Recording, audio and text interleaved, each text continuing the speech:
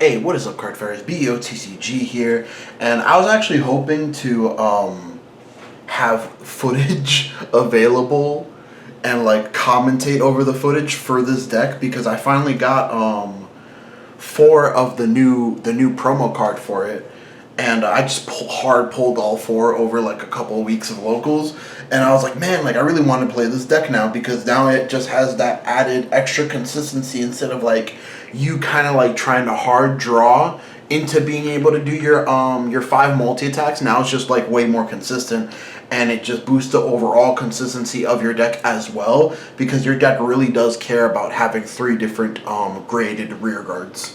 But getting onto the ride line, we're just using the simple Alden ride line. Again, like I stated in my first Alden deck profile, I don't know whether this is correct or incorrect. It just makes the most sense to me to just like run the ride line that was created for Alden. Like maybe comment down below like another ride line that you would like consider for this deck.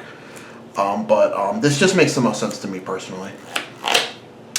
And getting into what I'm gonna call like the main like what's it called? Like engine, like core pieces of the deck, because now that Alden got a little bit of more support with the promo, like you're more incentivized to run all the really good Alden support cards. So starting off here, 3 copies of Persona Ride. This deck really does care about Persona Ride. You can still hit really good numbers without it, but you know, you just hit a certain threshold when you do Persona Ride. And you can theoretically call Alden to rearguard off of one of your top calls or off of one of your searches, bounce it back to hand with your Vanguard Alden skill, and secure yourself Persona Ride for next turn. 4 copies of OG Alden. OG Alden lets you, it's another one of your ways to be able to do more than one extra attack in a turn because of its on-place ability. So you still want to maximize on the old Alden, and because cards like Clear Skies Dragon, you're running 4 copies of Clear Skies Dragon, because of cards like Clear Skies Dragon cares about giving power up to an Alden unit, not just Vanguard, you really do want to have this on your rearguard circle, just be able to be buffed up by your Clear Skies Dragon. 4 copies of Ermac. He's just a big beat stick, really. You're one of your ideal call targets off of your Vanguard's ability, or even off of your Grade 3 Alden's ability if you're using it to multi-attack. And then 4 copies of Sage of Civilization. This is the countercharger for the deck. Now, it does, the 2K ability is free on call. If you have a unit with Alden, the 2K is free. But, oh no, if you have a unit with Alden, you have to discard to countercharge. You don't have to, it's a cost, but the 2K is free on call. But the discard really sucks, but you're mainly just playing this card because it's an Alden support card, and you do go through a lot of Counterblast. Your Vanguard is Counterblast 1, your Rearguard Alden is Counterblast 2, your Bringer of the New Style, which is the new Grade 0 promo that we got, is also Counterblast 1 to proc its ability. So more often than not, you're using this as kind of like an extender and not just using this to like countercharge because you can. You're just using it as a basically a counterblast extender for when you do have to do those plays. And then sometimes like you countercharge and then you're drawing when you do counterblast, so the discard can become negligible. I am going to go over Bringer of the New Style. Bringer of the New Style skill is, if you have a Vanguard of Aldenist name, Rearguard continuous, it gets 2k during your turn, so it goes from a 6k to an 8k. And then auto rearguard once per turn. When your other unit is placed on rearguard by the ability of your Vanguard of Alden and its card name, counterblast 1, choose one of your rearguards and stand it. So this is really, again, this is another enabler that allows you to attack more than 4 times. It allows you to go for a potential 5 attacks maximum in one turn, instead of like you having to basically rely on calling the Grade 3 Alden and being able to have that CB to call out another card. And you're really not calling on top of anything too. You can clear cards out with Clear Skies Dragon, so you weren't really, more often than not, you weren't really calling on top of anything. But again, this is just like added consistency buff overall to the deck, because the fact that it's a Grade 0, because this deck really does care about to be able to do Alden's effect to bounce a rear guard back. you have to have 3 different graded rear guards. So you really do care about the grade. So this being a 0 is very nice. Getting on to the non-engine of the deck, where there's no, like, little to no explanation is needed. 1 orbital, this deck does revolve heavy around grade 3s. This gets you a Clear Skies and an Alden. This can get you your Vanguard Alden and a Rearguard Alden, or a Clear Skies, and you can bounce the Vanguard Alden to hand to basically, off of Alden's on attack skill, to basically secure Persona Ride for yourself. It's just, it's free, dude. It's a free special 2 from either deck or graveyard.